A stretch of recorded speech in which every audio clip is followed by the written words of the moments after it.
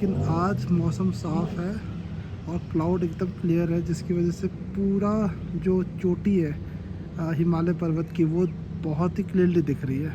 हिल रहा है वैसे, लेकिन देखते हैं का मज़ा आ रहा है। वैसे धीरे धीरे जाना होगा। आते वक्त भी हमें ये मंदिर दिखा था और अभी जाते वक्त भी हमें ये मंदिर दिखा है। तो भाई ये ट्रैफिक देख रहे हो।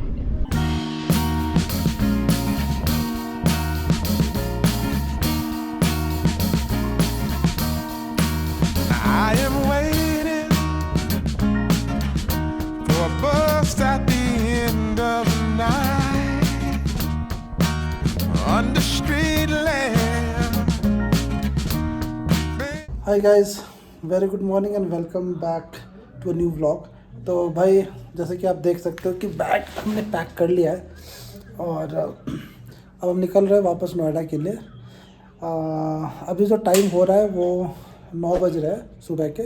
और जैसे कि आप देख सकते हो बाहर का मौसम बहुत ही ज़्यादा सनी है, मतलब धूप निकली हुई है।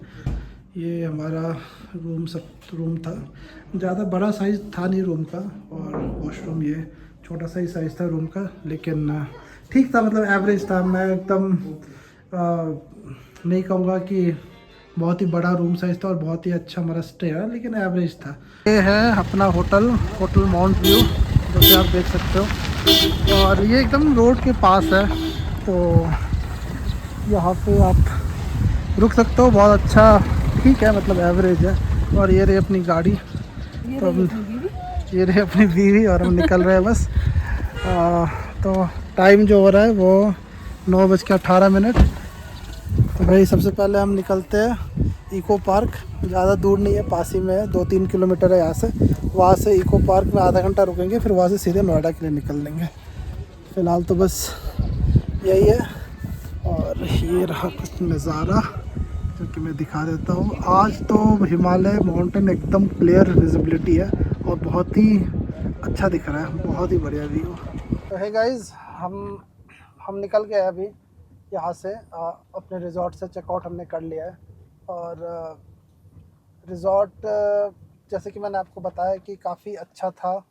स्टे मतलब एवरेज था, लेकिन एक्सेसिबिलिटी रिज़ॉर्ट की बहुत अच्छी थी, क्योंकि रोड के एकदम रोड के साइड में ही रिज़ॉर्ट बना हुआ है। तो अगर आप इस तरफ आ रहे हो और अगर आपको रुकना है तो आप यहाँ पे रुक सकते हो। It is good resort. और बाकी तो फ़िलहाल हम जा रहे हैं इको पार्क, जो कि यहाँ से 3-4 किलोमीटर आगे है। कल जाने का था प्रोग्राम हमारा, लेकिन कल हम जा नहीं पाए।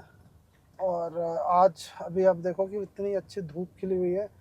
इनफैक्ट लोग भी आप देखो कि चारों तरफ फ़ोटोज़ ही ले रहे हैं, गाड़ियों को रोक के।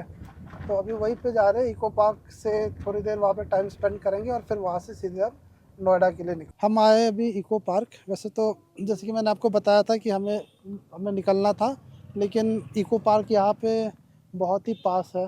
तो हम यहाँ पे आए और अभी देख लेते हैं, बच्चों की पार्क है तो देख लेते हैं, विहान को भी थोड़ा सा मन लग जाएगा कि थोड़े बहुत यहाँ पे बच्चों की एक्टिविटीज़ सारी है, तो दिखा देते हैं। जैसे कि आप अभी देख रहे हो कि यहाँ पे एक एक्टिविटी टाइप का बना हुआ है, जहाँ पे आप चढ़ के वॉक कर सकते हो। तो ये सारी चीज़ें हैं।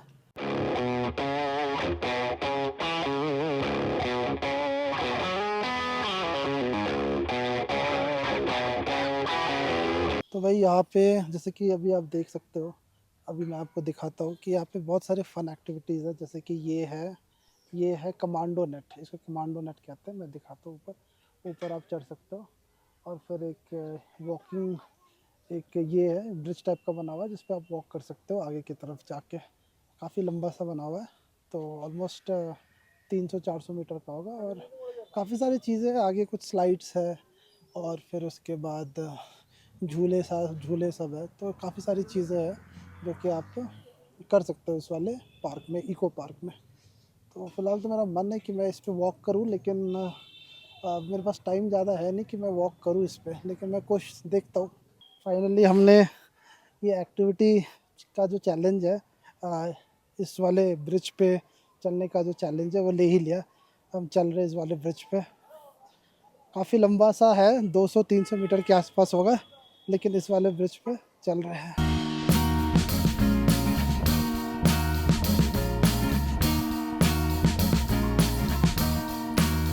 I am waiting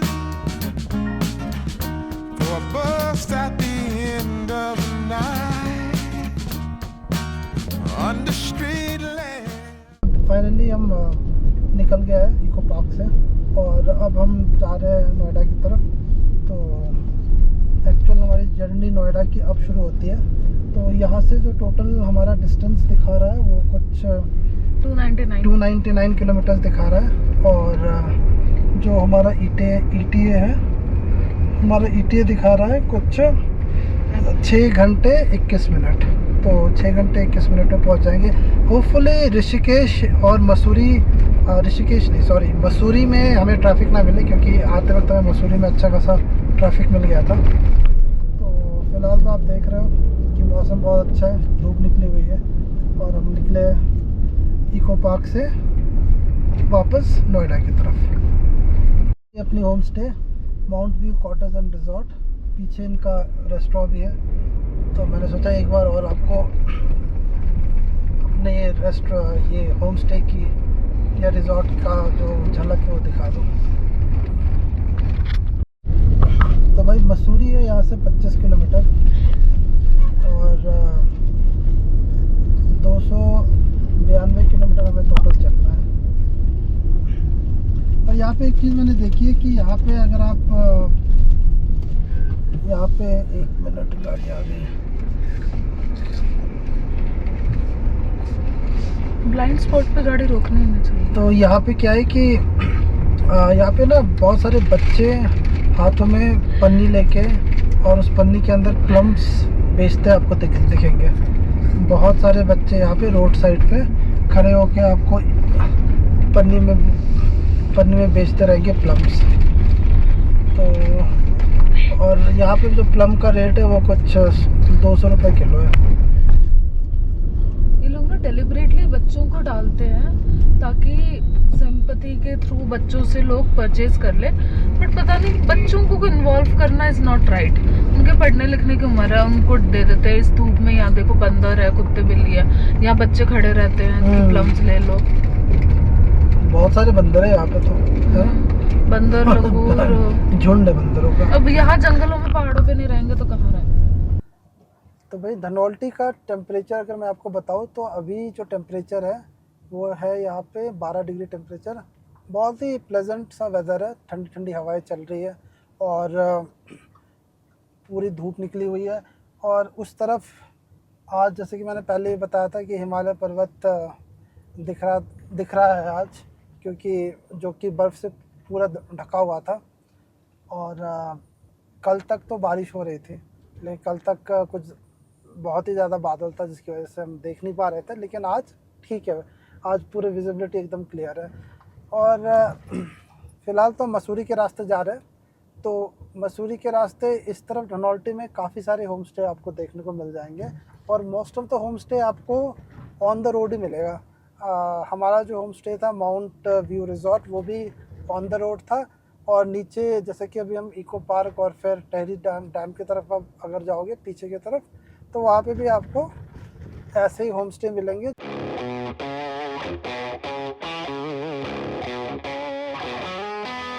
What a view guys, what a view। और ये पतली सी रोड कितनी सुंदर लग रही है देखने में, है? ये देखो क्या ऊंचा पहाड़ है यहाँ पे, माइंड ब्लोइंग। मज़ा आ गया देख के। लेकिन वाह लवली, पहाड़ों में आने का मज़ा ही अलग है। और जब इस टाइप के नज़ारे दिख जाए तो और ही सोने पे सुहागा जिसे कहते हैं ना, वो हो जाता है।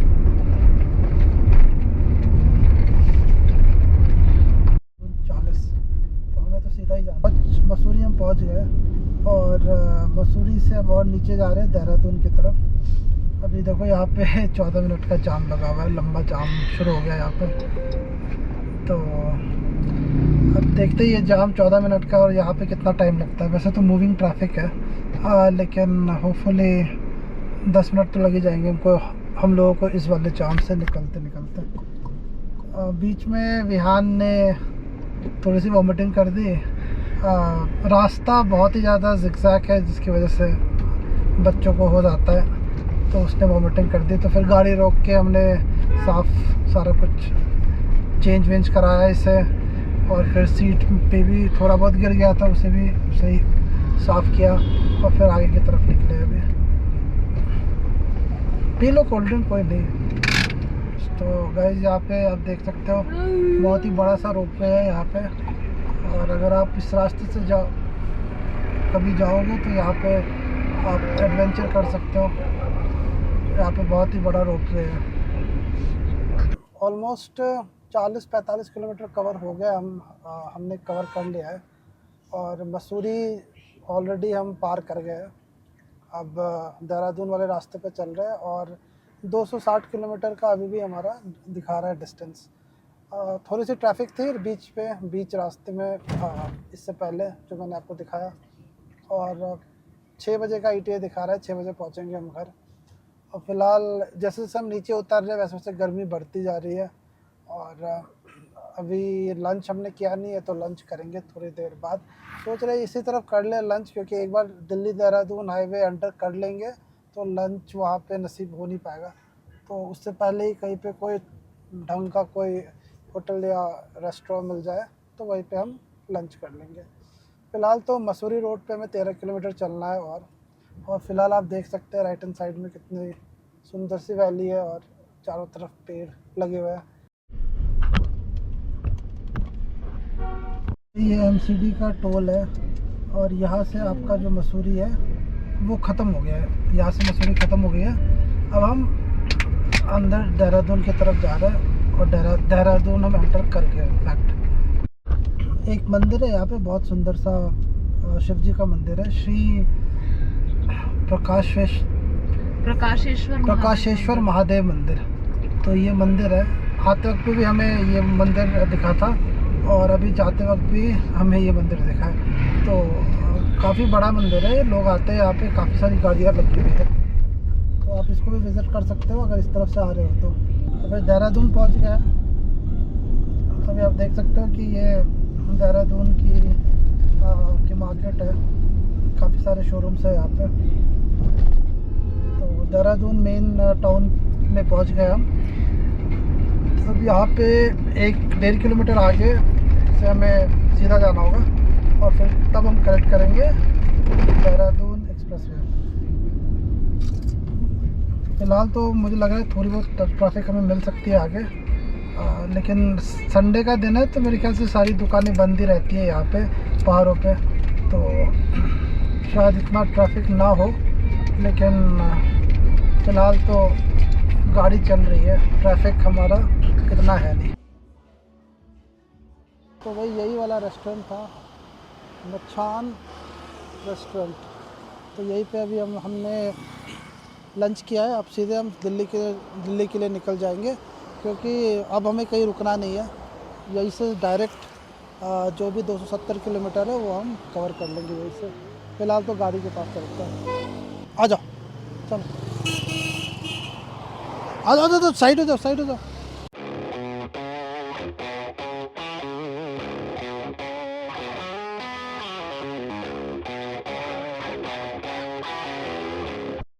भाई ये ट्रैफिक देख रहे हो, ये ट्रैफिक है दिल्ली देहरादून हाईवे के लिए।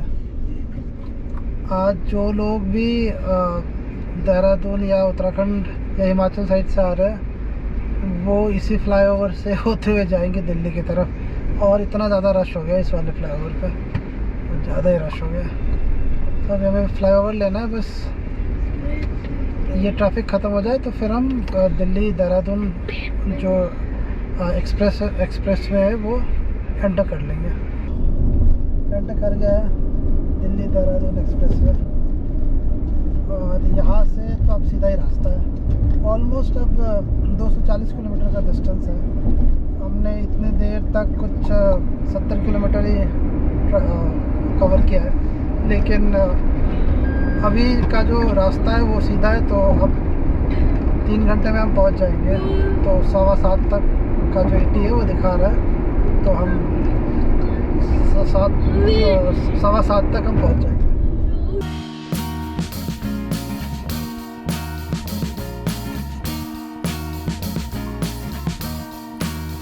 I am waiting for a bus at the end of the night under street lamp. तो नोएडा में आपका स्वागत है, the rise of new Noida. मैं पहुंच गया नोएडा और टोटल टाइम अभी हो गया है 6:56 और 15 किलोमीटर और है। तो 7:15 का, जैसे कि मैंने पहले भी बताया था, 7:15 का ET है, तो 7:15 तक पहुंच जाएंगे। हम नोएडा तो एंटर कर ही गए, तो बस एक्सप्रेस वे एंटर करना है।